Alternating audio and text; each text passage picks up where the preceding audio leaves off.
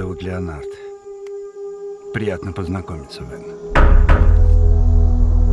Зачем вы пришли? Чтобы подружиться с тобой и с твоими отцами. Но это разбивает мне сердце. Но почему? Из-за того, что мне предстоит сделать сегодня.